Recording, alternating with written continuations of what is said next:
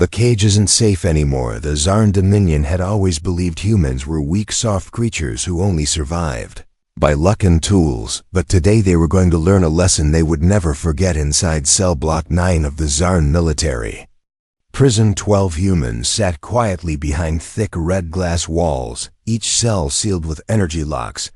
Guards patrolled the corridors in pairs, carrying shock rifles and speaking in loud, mocking voices. They laughed as they looked inside the cells, pointing at the humans who had no weapons, no food, no hope. They called them animals waiting to break. Lieutenant Kara Voss sat against the cold wall of her cell, her military uniform torn, her lip bleeding, but her eyes calm. The kind of calm that comes not from fear, but from planning. She watched everything, the way the guards walked, the timing of the energy flickers, the small screw in the wall near the toilet. Nothing escaped her mind. One of the guards, a tall insectoid Zarn with sharp yellow eyes, stopped at her cell. He tapped the glass with the barrel of his gun and grinned through his mandibles. Weak species, he hissed. Without weapons you are nothing. Kara smiled slowly, the kind of smile that made him step back just a little. That night, prison alarms blared. A long red siren echoed through the halls. Guards ran toward Cell Block 9, shouting in confusion. When they arrived, one of their own was lying on the floor, twitching, blood dripping from his eye socket, a spoon jammed deep into his skull. The security feed showed nothing. The camera feed had been wiped clean, as if it had never existed. The control room officers were stunned. Someone had erased the last 10 minutes of footage and replaced it with static. No one was supposed to have that kind of access. No prisoner had touched a terminal. The warden general, a reptilian commander with a cybernetic eye, entered the scene, his tail twitching in anger. He looked down at the dead guard, then at the other prisoners, but the humans just sat in silence. None of them spoke, none of them moved. Find the weapon, he barked. Search every cell. They found no weapons, no tools, nothing but a metal food tray with the corner slightly bent, a plastic fork with one tine missing, and a rolled-up shirt soaked in sweat. This doesn't make sense, the warden growled. We stripped them of everything. Then he turned to his second-in-command, a nervous officer named Trelvik, and asked the question that started the real fear. What did we forget? Relvik gulped and whispered something. Only the warden could hear, something that made even his reptilian face turn pale. We forgot what they are, he said softly. In the next room, Kara sat back against the wall, watching the guards scramble beyond the glass, her hands hidden behind her back, her thumb pressing against the edge of a small metal object, one she had loosened from the air vent 2 days ago and shaped carefully using her boot heel and a water pipe. A spoon. They thought it was just a spoon for humans. Everything could be a weapon. 2 days later, another incident shook the prison. A pipe in the wall had been bent just enough to release steam at timed intervals, causing chaos during guard shifts. The humans timed the blast perfectly, and during the confusion, a third guard lost control of his rifle, and it vanished before backup could arrive. The rifle was later found broken apart in pieces. None of the parts useful anymore, but one piece, the small energy cell, was missing. The warden ordered full lockdown. Every object, metal or plastic, was taken from the prisoners. But even then the humans didn't stop. One guard was burned by cleaning chemicals poured through a makeshift pipe system. Another slipped on a trail of grease that led directly into an electrical panel that shorted and shocked him unconscious. None of the attacks were fatal, but all were precise, all meant to send a message. The message was clear: you are not safe inside her cell. Kara Voss finally spoke to her fellow prisoner, Sergeant Amani, across the hall. She whispered just loud enough for him to hear. Now they're paying attention. Imani smiled a little and said, "What's the next move?" Kara looked at the security camera and said softly, "Everything they give us, we turn into war." And then she stared straight at the blinking red eye of the camera and smiled again, this time wider, colder. They were never prisoners, not really. They were soldiers waiting for a chance. And now the Zarn had given it to them. They had given them fear, and fear was the greatest weapon of all. The screwdriver riot. The prison had gone silent for 2 days since the spoon incident, and the Zarn guards believed the humans had calmed down, maybe even given up, but the silence wasn't peace. It was planning deep inside cell block 9 behind. The red energy walls, 12 human minds were working together without speaking, just watching, learning, calculating. In the lower hallway near the maintenance bay, a young insectoid named Grell was cleaning the vents. He was one of the lowest-ranked Zarn workers, barely out of training.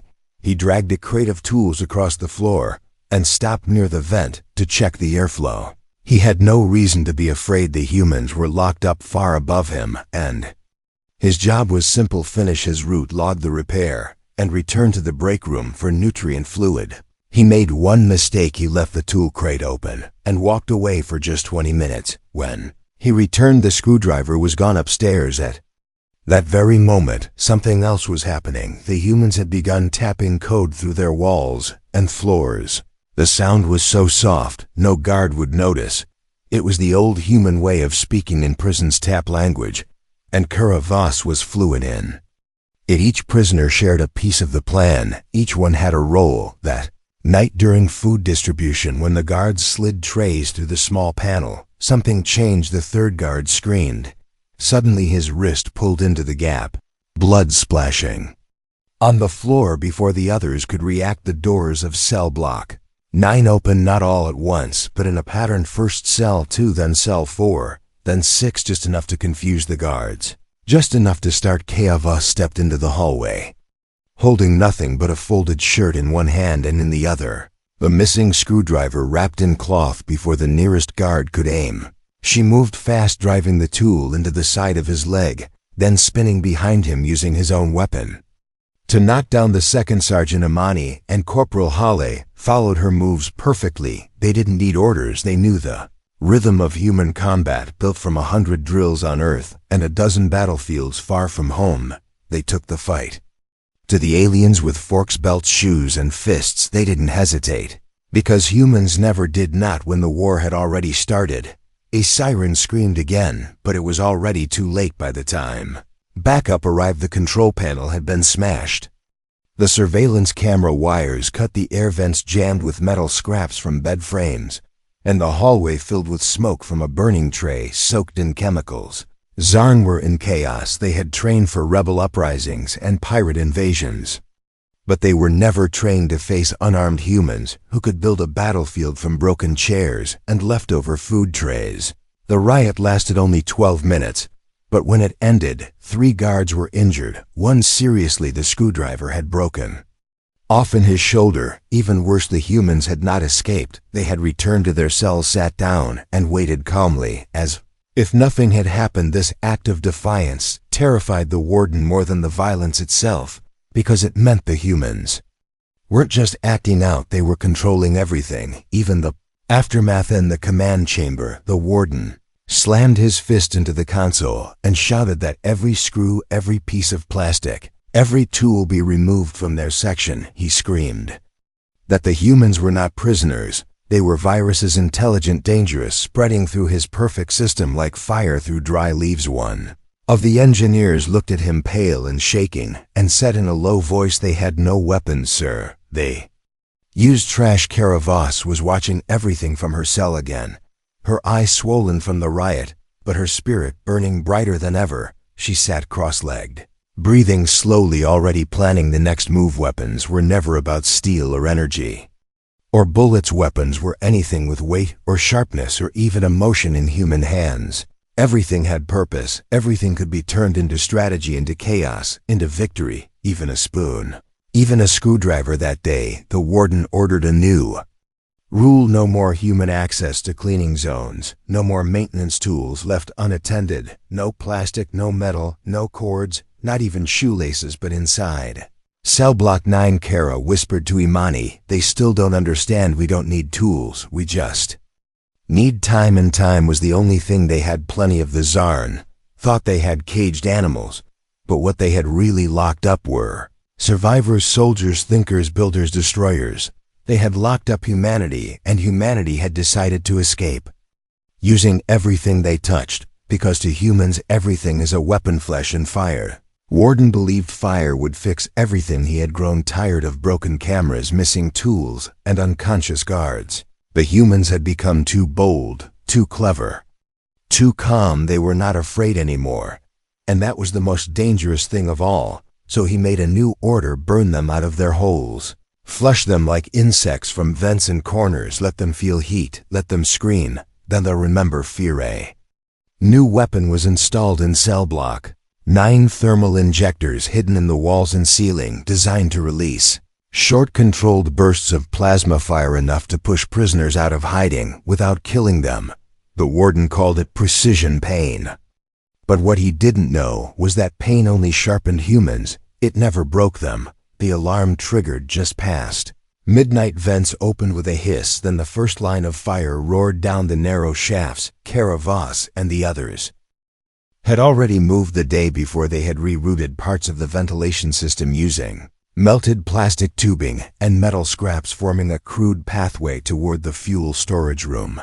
The guards thought the humans were still hiding in the lower ducts, but they weren't hiding, they were baiting. When the fire rushed through the system, it hit the rerouted tubing and changed direction. It poured straight into the fuel room, and in seconds everything exploded. Walls shook, alarms screamed, fire rolled through the prison like a wave of red lightning. The Zarn guards panicked, running to lock blast doors, but it was too late. The explosion took out an entire section of the south wing. No humans died, no humans were even near the blast zone. It was a trap, perfectly timed, carefully triggered, and fully executed, with nothing more than heat tubing, pressure, and fireproof blankets. Stolen from laundry duty over a week ago, the warden stood in the ruined corridor, surrounded by smoke and sparks. Unable to speak a word, behind him lay twisted metal, broken glass, and half-melted fuel tanks.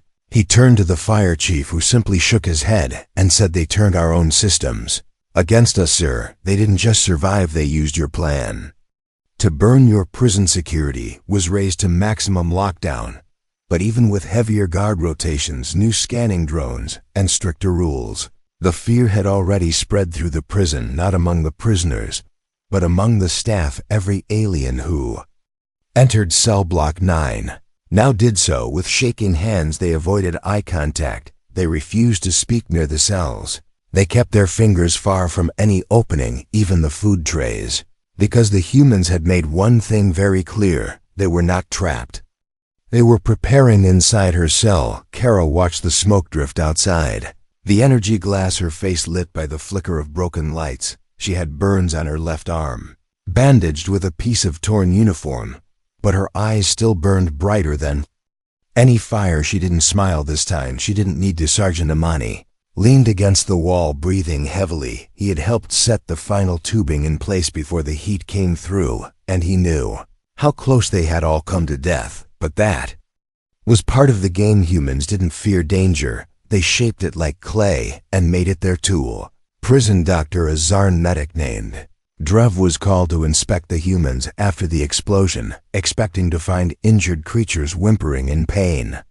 But instead he found 12 soldiers, calm, collected, and staring straight through him with steady, unblinking eyes.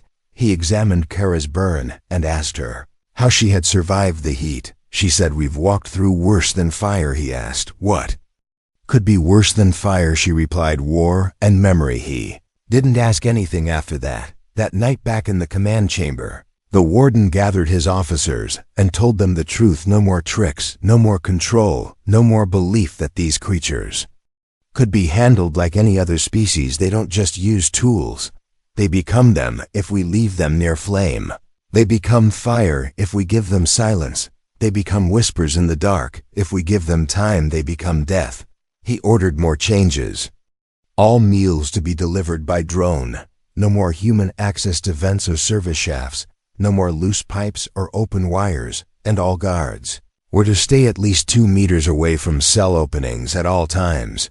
But it would not be enough. It was already too late, because the humans had already proven one terrifying truth. Even fire could not kill them. It only made them stronger. Words are weapons too. The warden had taken everything he could from the humans: tools, food, access, time, even space. But he had forgotten the one weapon that needed no metal, no fire, no shape. He had forgotten the power of words, because while the humans were locked away, their silence had been preparing something far more dangerous than fists or flames. They were preparing to speak among the younger guards assigned to cell. Block 9 was a Zarn recruit named Velik. He was new to military service, still full of doubt, still trying to prove himself. He had seen the reports of violence, heard the whispers of human cruelty. But nothing had prepared him for the silence he found inside their corridor. They did not scream or beg or protest, they simply stared as if they already knew what he was going to say before he opened his mouth one evening during his solo patrol. Velik paused near Karavas's cell. She was seated cross-legged as always, her hands resting on her knees.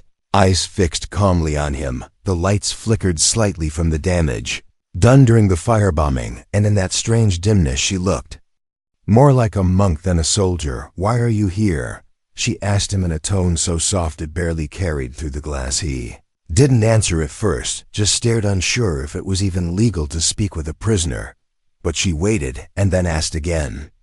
Not with anger, not with challenge, but with something that felt almost like curiosity. "Do you believe we deserve this?" Velik frowned and said, "You are dangerous." She nodded and said, "Yes, we are, but so are you." And then she asked him a question that stayed in his mind long after his shift ended. If someone locked you in a box, stripped you of everything, and called you a monster, would you become one? Just to survive from that day, Velik started to hesitate during his duties. Sometimes he paused outside her cell listening instead of moving on. Sometimes he responded with more than one-word answers, and each time Kara said something simple, something quiet, something sharp. She spoke not of war or weapons, but of loss, of confusion, of the feeling of being torn from your world and waking up in chains. She told him about the earth, sky, and the taste of clean water, and the weight of silence when all your people are gone, and you are the only one left to carry the truth. Velik did not know he was being disarmed. Slowly and carefully she was removing his armor, not the one on his body, but the one wrapped around his thoughts, the one built from propaganda and fear. He was not the only one. The other guards began to notice the change in him, the way he lingered too long, the way he hesitated when locking down the feed lines. One night he left the access panel open to the communication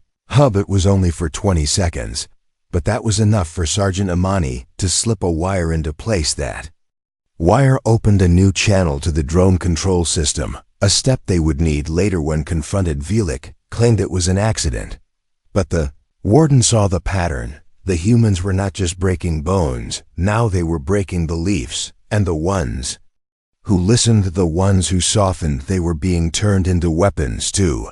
He ordered Velik reassigned to waste duty far from the humans, but the damage was done. The humans had learned something more valuable than guard schedules and vent layouts. They had learned how fear worked, how truth cracked armor, how stories planted seeds and grew into rebellion inside the cells. The mood had changed. The humans were still locked in the same boxes, still under the same rules, but now they had a new advantage. Some of the guards had started avoiding their gaze, not out of hate, but out of guilt. Others walked faster when delivering food, as if ashamed to see what they had helped create. One night Kara said to her people, "Words are slower than fire, but they burn longer." She didn't need to raise her voice or give commands, because every soldier in those cells understood this was the next phase, not with fists or flames, but with doubt. Because if they could make even one guard question, then they had already begun to win. The warden increased surveillance, doubled the shift rotations, rewrote the guard handbook, but it was all reaction, and humans had already moved to the next battlefield, the battlefield of thought. It became clear to the command council that the real danger of humans was not their bodies or their violence or even their strange ability to survive. It was their mind, their ability to adapt, to turn ideas into daggers and guilt into chains, to infect systems not with viruses but with truth. One of the council members said, "If we can't stop them from speaking, we will lose this prison." But they were already too late, because the humans had learned something no one in the galaxy was ready for. Even silence was a weapon, and they were ready to use it. The teeth and the trap. The warden believed he had regained control after Velik was removed. He ordered strict silence among the guards. No more conversations, no hesitation, no eye contact with prisoners. The humans were to be treated as code red threats, nothing more than dangerous beasts locked behind glass, but even beasts have teeth, and even teeth can be hidden until it is too late. Kara Voss had been watching the food bay for days. She had memorized the patrols, the delivery routes, the blind spots in the drones, and the moment when the guards handed over control to the kitchen crew for evening feed. It was a short window, less than 3 minutes, but that was all she needed, because this time their weapon wasn't a screwdriver or a pipe or a lie. It was meat, raw bloody meat, and bugs. In the dark, wet tunnels beneath the prison walls lived a species of Zarn native creatures known as crawl beetles, 6-legged armored bugs with venomous fangs and hive instincts. The Zarn used them for biological waste disposal, and they were known to devour organic matter in seconds, but they were also drawn to blood scent, and once they caught it, they didn't stop moving until they reached the source. 3 days earlier, during a fake medical inspection, Kara had stolen 2 sample tubes from the infirmary, blood packs from wounded guards. She and Imani had smeared them over 2 food trays, then used the rest to coat scraps of uncooked meat during cleaning duty. They left the meat under a vent near the kitchen floor and used broken bed wires to force open a nearby maintenance grate, just enough for the crawl to smell what waited inside. They did not need to lure many, just a few, just enough to bite. On the 5th night it happened. The kitchen crew delivered food as usual, unaware that beneath their feet something had begun to move. Tiny legs scraping through the vent tunnels, eyes glowing faintly in the dark. The first crawl arrived, followed by 3 more, then 8, then 20, crawling with a hunger they could not control. The meat was only the beginning. The blood led them farther into the food bay. At the exact moment Kara predicted, 8 guards entered for meal prep rotation, joking loudly as they pulled sealed rations from crates.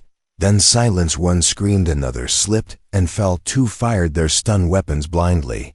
But it was chaos. The crawl beetles swarmed ankles, thighs, arms, biting through fabric, injecting venom that paralyzed in seconds. 2 guards passed out, shaking. 1 smashed a bug with his boot, only to find 3 more crawling up his leg. Within 2 minutes the food bay was sealed from the outside, alarms blaring, and lockdown initiated. Medical bots rushed in and gassed the room to stop the infestation. 7 guards were taken to the infirmary, 1 in critical condition. Inside her cell, Kara Voss sat quietly chewing on a dry ration bar and watching the flashing emergency lights through her glass wall. She did not smile this time, because this was not a game, it was war, and in war sometimes you used your enemy's land against them. Sergeant Amani leaned against the wall and whispered, "It worked." She nodded and said, "Now they'll see even their creatures are Urs." In the command chamber, the warden's face had turned pale, his reptilian scales switching with panic. He had trained for combat, not for psychological collapse. He asked the security chief how it happened, and the chief said the prisoners never touched the bay. There were no fingerprints, no broken locks, just timing, planning, and something he couldn't explain. "They didn't break in," he said softly. "They let nature in." That was the moment the warden realized he was no longer dealing with prisoners or soldiers or even rebels. He was facing something worse. He was facing people who had nothing to lose and everything to prove, people who had adapted so fully to survival that even alien insects could be turned into blades. He gave new orders, all food to be delivered through automated drones, no more human or Zarn contact with the kitchen block, no entry into maintenance shafts without escort, full biological sweep every 20 hours. But the guards were already afraid, and fear was spreading faster than orders. Back in cell block 9, Kara spoke to her team calmly, with her eyes never leaving the camera. She said, "They think they can seal the walls and clean the floors, but they don't understand the truth. We don't just survive in systems, we bend them, we break them, we turn their walls into war zones and their fear into fire. When they have nothing left to protect them, not tools, not tech, not rules, they'll face us with nothing between them but air, and even then, we will win, because humans don't need weapons, we only need something with teeth. The great escape isn't quiet." The warden no longer believed this was a prison. It had become a battlefield, and cell block 9 was its heart. He had thrown everything at The humans fear silence insects, even the threat of execution. But none of it worked. Instead, every attempt only made them faster, smarter, quieter.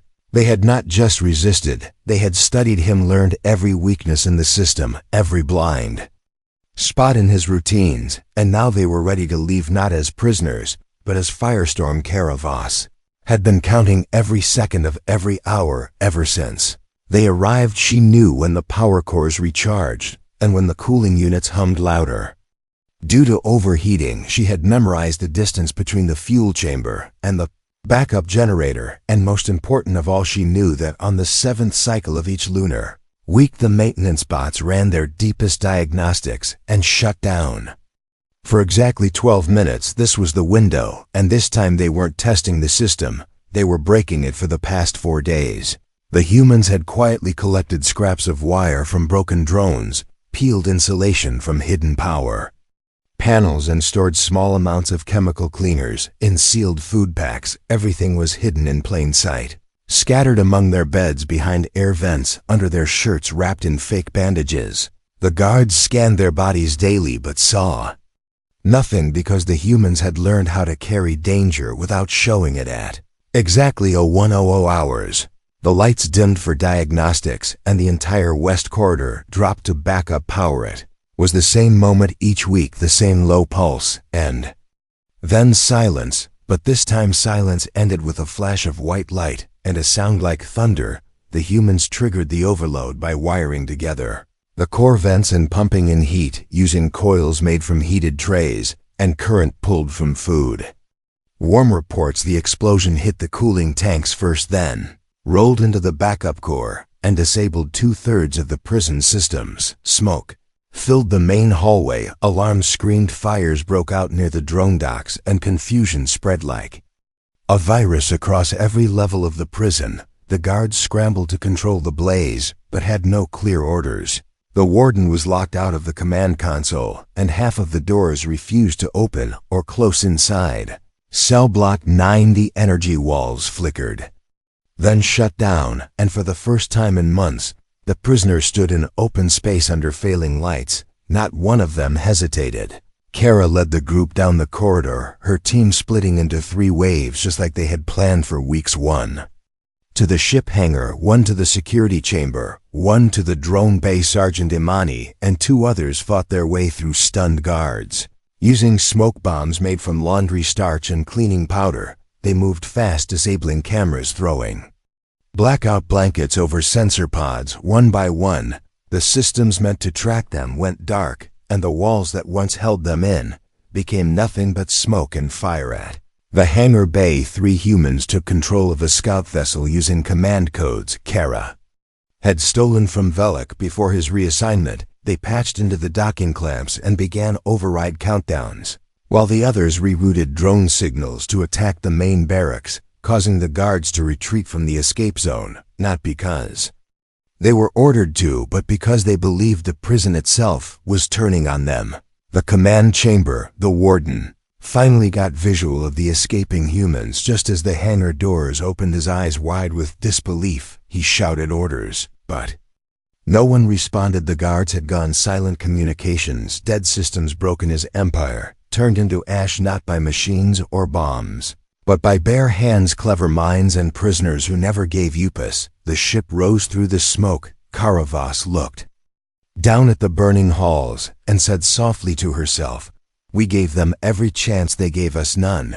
We asked for peace, they gave us chains. We had no weapons, so we became the war." From the ground, the last message sent to Dominion Command simply said, "Cell Block 9 breached, all systems compromised, humans in full control," and then the signal cut off forever. Humans were gone, free among the stars, the prison behind them broken and burning. And in the minds of every Zarn officer who heard the report, only one question echoed: how did they do it without weapons? But they still did not understand. Humans never needed weapons. They only needed purpose now. They fear the empty hands. The ship moved through deep space, without lights, without signal, and without sound. Inside its cabin, 12 humans sat in silence, watching stars pass by like fireflies, each of them marked by burn scars, bruises, broken knuckles and eyes that no longer looked uncertain. They had survived the worst a prison designed to break. Them a system built to erase them, and an empire that called them fragile. They had faced it all, and walked away not just alive but dangerous. Kara Voss stood near the viewport, her uniform still torn, her body aching from the escape, but her mind sharper than ever. The scout ship was small, barely armed, almost out of fuel, and surrounded by enemy territory, but none of that mattered, because they had already won not the war, not the galaxy, but something deeper, something that could never be taken from them again. They had proven who they were back in Zarn Space Dominion. Command sat in emergency session. The prison was gone, the warden missing, presumed dead, and the escape had been recorded, not just by failing cameras, but by the fear in every surviving officer's voice and face. The reports told a story that no one wanted to believe. A dozen humans stripped of tools and weapons had torn down a prison with nothing but stolen scraps, their minds and their bare hands. But that was not the end, it was the beginning. Weeks later, the same humans landed on a mining moon taken by Zarn forces years ago. And there they freed the workers using tricks and tactics they had learned in the fire of that prison. They spread faster than the Dominion could react.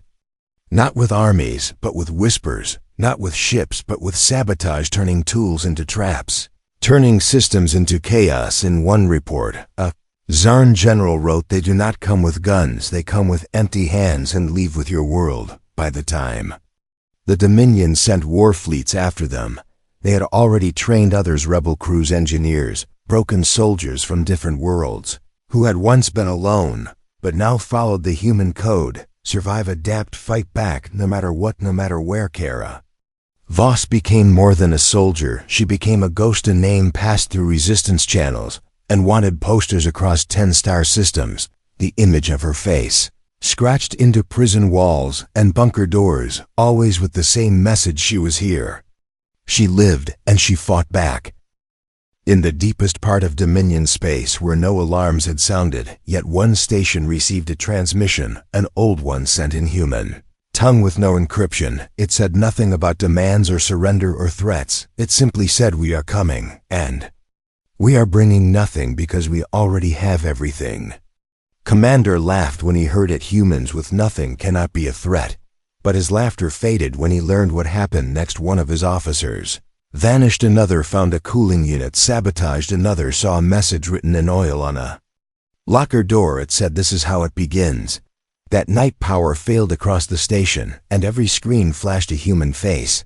They feared weapons before, now they feared the hands, because they finally understood what humanity was: not just bone and blood, not just screams and scars, but will, pure, endless will, a fire that didn't need fuel to burn, a war that didn't need guns to be won, and a people who could turn chains into keys, silence into signal, and nothing into everything. The humans had escaped, but they were never really trapped, and now they walked freely through the stars, not as prisoners, but as a warning: the end